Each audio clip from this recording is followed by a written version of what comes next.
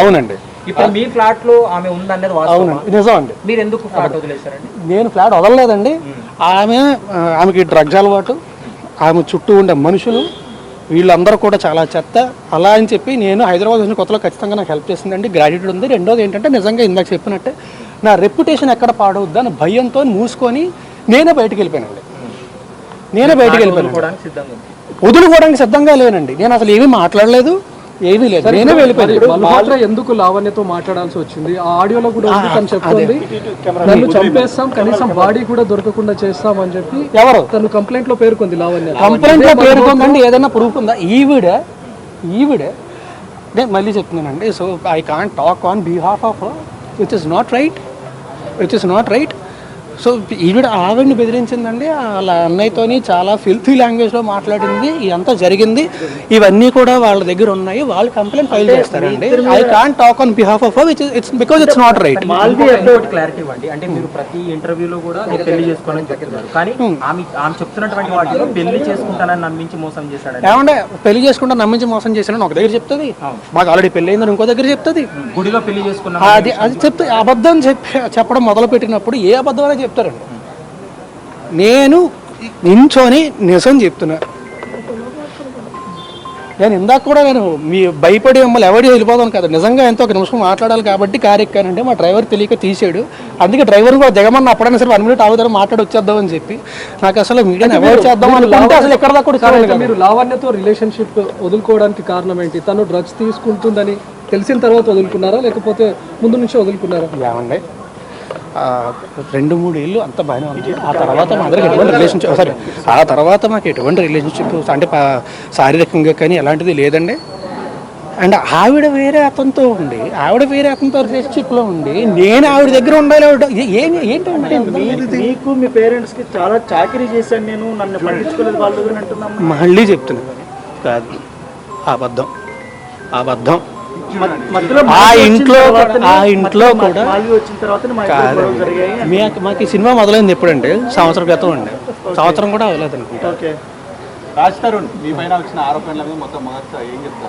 అదే చెప్తున్నానండి. అదే గట్టిగా ఇది భయం వేసిందండి. సార్ లావణ్య ఎలా పరిచయం సార్ మీకు? ఎక్కడ పరిచయం? నాకు హైదరాబాద్ కాదండి, నాకు బేసిక్గా వైజాగ్లో ఉన్నప్పుడు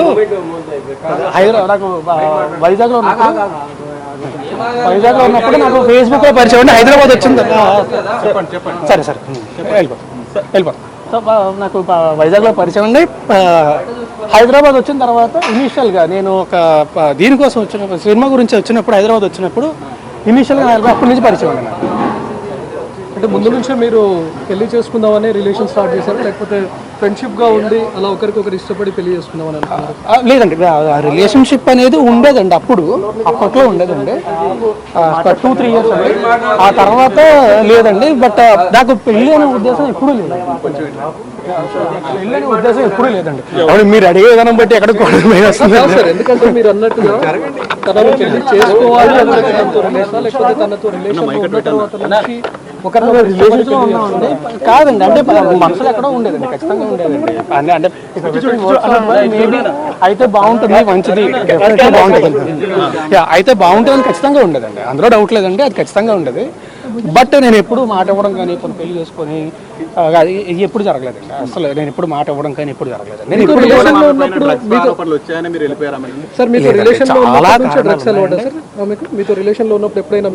2-3 ఏళ్ళ తర్వాత స్టార్ట్ అయింది.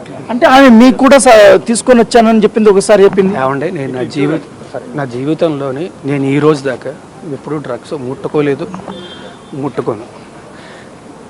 ఇది పచ్చి నిజం. కావాలంటే నా హెయిర్ ఇస్తా, నా బ్లడ్ ఇస్తా, అన్నీ ఇస్తా.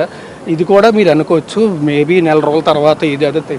నేను జీవితంలో ఎప్పుడు ముట్టుకోను కూడా. ఇప్పుడు లావణ్యను బలవంతంగా డ్రగ్స్ కేసులో ఇరికించారు తప్ప నాకు డ్రగ్స్ 45 రోజులు జైల్లో. ఒకటి చెప్తాను, ఇప్పుడు నేను ఆవిడ డ్రగ్స్ కేసులో ఇరికించేంత సీన్ నాకుంటే నాకు ఈ పరిస్థితి రాదు కదా. ఈరోజు ఈ పరిస్థితి రాదు కదా. దీని నుంచి కూడా అవాయిడెడ్. అంటే ఇప్పుడు మీరు రిలేషన్షిప్లో ఏమండి, నేను కలిసి సినిమా చేసాం, అతి త్వరలో సినిమా రిలీజ్.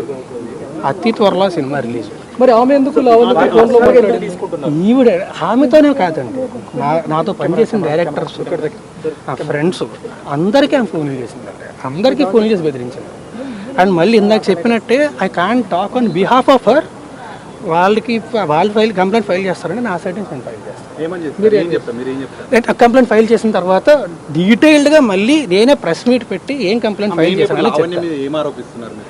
నేను ఇప్పుడు ఏం చెప్పనండి, కంప్లైంట్ ఫైల్ చేసిన తర్వాత మాట్లాడతాను. సరే, ఇప్పుడు లావణ్య ఎన్నో ఫోటోలు మీడియాకు రిలీజ్ చేసింది, దానిపైన మీరు ఏం చెప్తారా? అంటే అందులో మీ ఫ్యామిలీ మెంబర్స్ ఉన్నారు. చెప్తున్నది అదే అండి, మీరు పెళ్లి చేసుకుందాం అని చెప్పింది అంటున్నారు. ఇందాక మీరు ఏం అడిగారు? పెళ్లి చేసుకుంటామని మాట ఇచ్చాడు అని చెప్పింది అని చెప్తున్నారు. ఓకే చెప్పండి అని చెప్తున్నారు. సో తను రకరకాలు చెప్తున్నప్పుడు నేనేం చేయగలను? అంటే ఇప్పుడు నిజం సంబంధం లేనప్పుడు మీ ఫ్లాట్ లో తన ఇన్ని సంవత్సరాల పాటు ఏమండి రెప్యుటేషన్ ఎక్కడ పాడవుతుంది, ఎందుకు రచ్చలు, ఎందుకు మనకి ప్రశాంతంగా ఉందాం అని మాత్రం భయపడి. పెళ్లి చేసుకున్నారా లేదా? లేదండి. ఆమె మీరు గుళ్ళో పెళ్లి చేసుకున్నారని చెప్తుంది.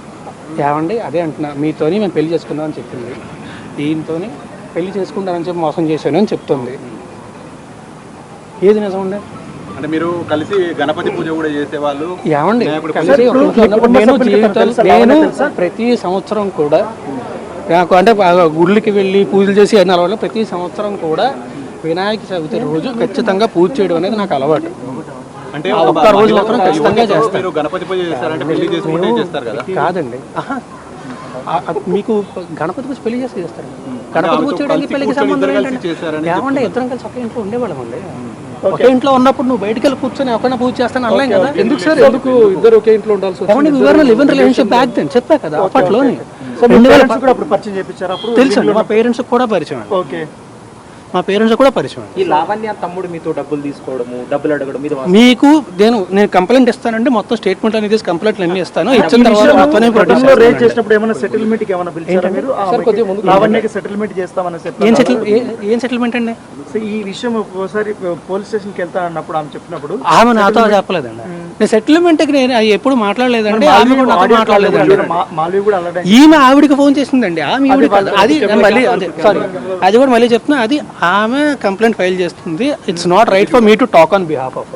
11 ఏళ్ల రిలేషన్ లో ఏనాడు రాస్తారుని ఇబ్బంది పెట్టని లావణ్య ఈ రోజే ఎందుకు కంప్లైంట్ చేయడానికి వచ్చింది? ఈ రోజు ఏనాడు ఇబ్బంది పెట్టలేదు.